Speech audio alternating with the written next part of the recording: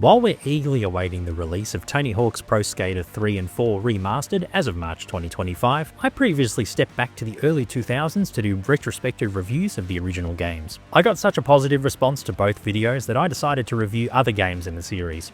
In this video, I'll be doing a retrospective on the PS2 version of Tony Hawk's Underground, the game which brought us a story of betrayal, triumph, and adversity, before answering the most important question.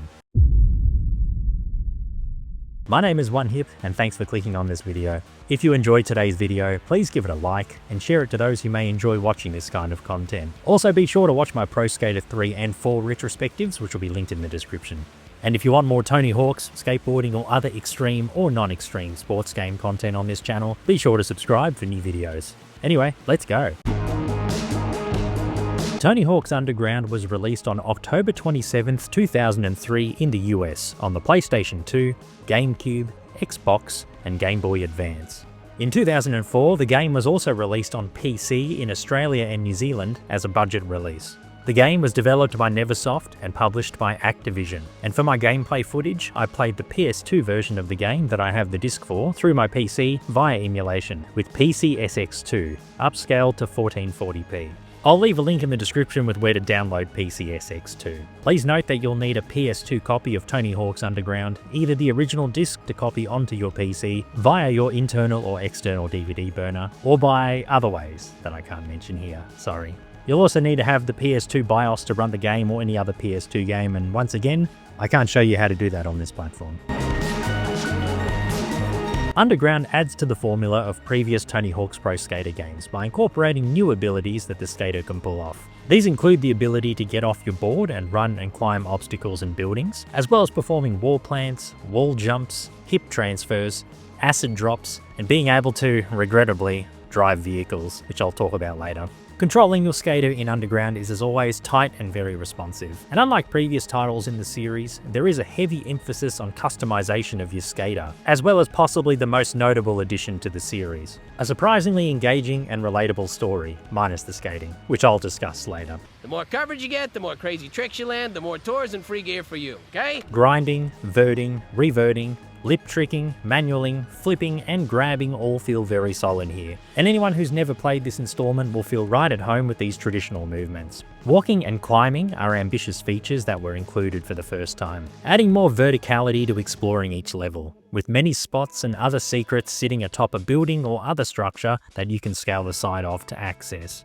I didn't walk and climb too much in my playthrough, as I found the controls to be too sensitive for it. There were many times where I wanted to walk slightly forward on the edge of a structure, but I ended up walking too fast and falling off, which was a bit frustrating when it happened many times. What was even more frustrating was using vehicles, which debuts in this series. Driving is incredibly clunky, and it would have been fine if this feature didn't exist in the game, to be honest. Driving is something that feels like was tacked onto the game to add a bit more variety to levels, but it really wasn't needed, as driving missions, which were in most levels of the story, get too repetitive and I couldn't wait to finish them and move on. As well as newer goals to complete for various NPCs, throwback goals such as SKATE and finding secret tapes return, with videos you can unlock and watch as you find a certain number of tapes throughout the levels. And for something completely different, you achieve stat points by performing a certain maneuver, rather than being able to assign points to the skill that you wish to upgrade. This adds very light RPG elements to this skateboarding adventure game. You can also find pro skaters in each level in story mode who'll teach you a special move that you can add to your skill set.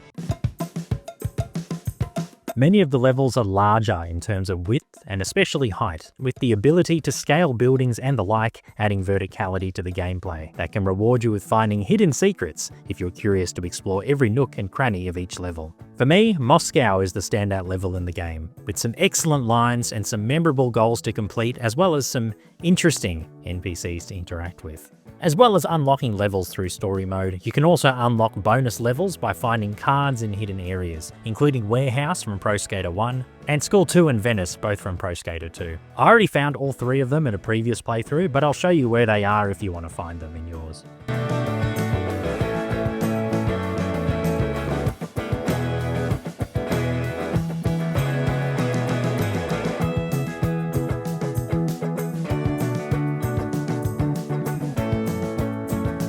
Underground was the first game in the series which had a story to play through rather than the traditional career mode from previous titles. You play an aspiring male or female skater living in New Jersey who wishes to go pro. You and your childhood friend Eric Sparrow embark on an adventure across several cities and countries to try and land a deal with a pro team. Along the way, Eric betrays you by doing things such as putting their name on the registration sheet for competitions and forgetting yours, and claiming that it was they who did a McTwist over a helicopter in Hawaii rather than you. After the short intro story mode video, you have the option to customize your skater before proceeding. I thought about The Simpsons while I was customizing mine, so I changed the skin color accordingly. You can select your difficulty mode depending on if you want to just see the story through or have a bigger challenge. The story also saw the very beginning of the influence of TV show Jackass, with its sometimes crude and over-the-top humor found in goals and levels. This became the foundation for the sequel Tony Hawk's Underground 2, which I'll do a retrospective review on another time.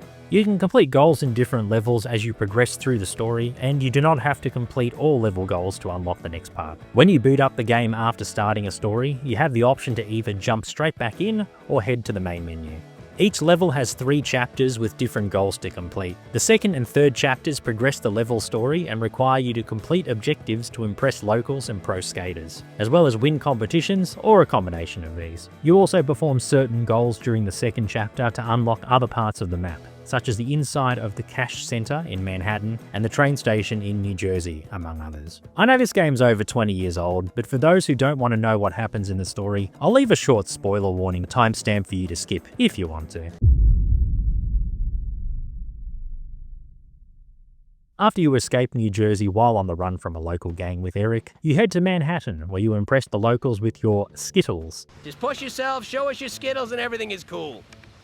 Skittles?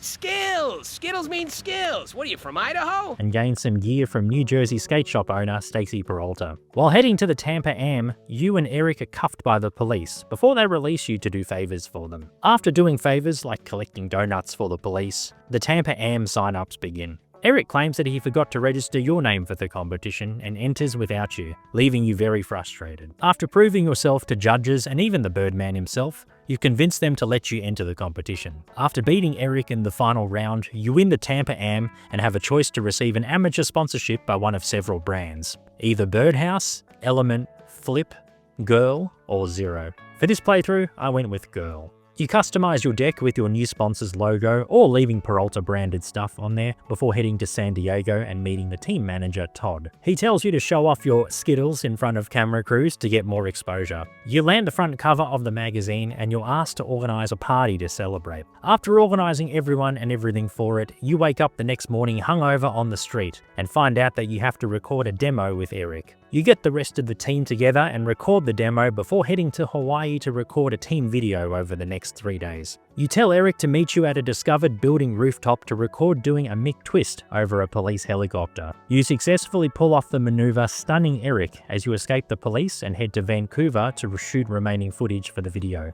At the video's premiere, the video is edited to make it look like it was Eric who pulled off the McTwist, and he signs up to be a pro skater. This causes more tension between the two of you. You confront Eric about what happened and he dismisses you and walks off. Even though you're still an amateur, you sign up as a pro for the Slam City Jam. You go on to win the competition after beating Eric's line combo score, delivering a big blow to your friend turned enemy. Todd officially makes you a pro and you can create your own pro deck. You impress a sponsor for a shoe deal back outside of the Slam in downtown Vancouver, and you rush to grab your things and the team bus to the airport to head to Moscow for the Invitational. You do some favors for locals and Eric apologizes for what he did. After some more favors and video recordings, Eric gets drunk and you and him hijack a Russian tank and crash it into Lenin's memorial, framing you saying that you did it and being put in jail and subsequently being kicked off the team. Thankfully, the US Embassy bails you out and you need to find a way to escape Russia as the team left without you. You help a local collect girls for a party and they offer to pay for you to go home. You meet contacts and help take down a broadcast tower and help another local get hangover cures. You then escape the Russian authorities and the country. Back in New Jersey, you confront a security-protected Eric for what he has done, while he brags about all the perks of being a pro while bad-mouthing you. You express that skating is about community rather than money with Peralta, who gives you some advice. You impress a couple more locals with tricks and find some pros to sign up with Peralta to create a team and shoot a soul skating video. And you pick a team name. Your pro skaters that you pick complete certain challenges to be filmed to build up the team, and you only do 5 of the 8 challenges in order to complete this part of the game. You pick one of 5 skaters for each challenge. Your video is recorded and you become a pro once again, with a custom special trick added to your list called Soul Skating. Furious with what you did, Eric challenges you to tear up his best line in New Jersey after you refuse to be bought out by him, and he claims that he'll return the Hawaii tape to you if you beat him. You beat Eric's line and he gets upset and yells at you as you walk off with the tape. If you beat the game a second time, you unlock a secret ending of you punching Eric unconscious and grabbing the tape, and you don't need to do the line again. The Hawaii tape shows you as the one who did the McTwist, and you embark on your pro career while keeping skating culture community-based. After you finish the story, you unlock the secret Kiss-themed level, Hotter Than Hell, and if you beat the game on normal difficulty, you get Gene Simmons and Iron Man as skaters. On Sick difficulty, you also unlock Thud, a movie monster parody based on the 1984 horror film Chud. Thud also appears in the opening Neversoft video, where he grabs Eric from a manhole and eats him and leaves his bones. The secret characters are a bit underwhelming compared to previous installments, and you only get 1 new secret level besides the old school ones, which is a bit of a bummer compared to 4 where you get 2 new levels. I found the story to be simple but very relatable. Its themes of betrayal, adversity, tragedy, and triumph resonated with me, and all of these elements played a part in carrying the story. It felt incredibly rewarding every time you helped your altruistic protagonist achieve something great while overcoming tough obstacles. As well as story mode, you can also play the traditional high score and free skate modes on levels you've unlocked in story mode. There's also a skate shop where you can unlock different styles of clothing and decks to add to your character. Underground also has a create and play goals mode where you can do as the name suggests, on any level. The game's focus on customization also extends to an updated Creator Park mode, as well as Create a Trick, where you can string several tricks together to make a unique one that you can even name. The game also has Create a Deck, which is also self-explanatory. Online play obviously didn't work for me, so I couldn't review it, but at the time you could also download your face into your custom character so you can play out the story like it's actually you going through it, which would have been incredible at the time of the game's release. All of the pro skaters from Pro Skater 4 are here, including Mike Vallely, who makes his main lineup debut in the game. They were a secret character in the last game. Pro skaters Paul Rodriguez and Ardo Sari make their series debuts in this game. Underground's soundtrack is once again very diverse, with an eclectic mix of songs in the punk, hard rock, heavy metal, and hip-hop genres. Standout tracks include New Noise by Refused, which plays in the Hawaii tape at the end of the game, You Think I Ain't Worth $1 But I Feel Like a Millionaire by Queens of the Stone Age, and The World Is Yours by Nas. And because of the tie-in with the band Kiss, there are 3 songs of theirs in here as well. The sound effects are much improved here compared to Pro Skater 4, with the sounds of grinding and rolling along your board sounding very good. NPC voiceovers are of higher quality, and they add to the immersion when it comes to the story. The guards are tough, but I heard they like hot steaming nuts. With the introduction of an engaging and relatable story of betrayal and triumph, new skills to increase combo scores even more than previously, another diverse soundtrack, and gameplay, visual, and sound improvements over the previous game, Tony Hawk's Underground is a defining installment in this long-running skateboarding franchise. It's also my favourite of the PS2 titles overall. Story mode would continue into the game's sequel, Tony Hawk's Underground 2, but with a more zany plot that was part of the pop culture zeitgeist of the early 2000s.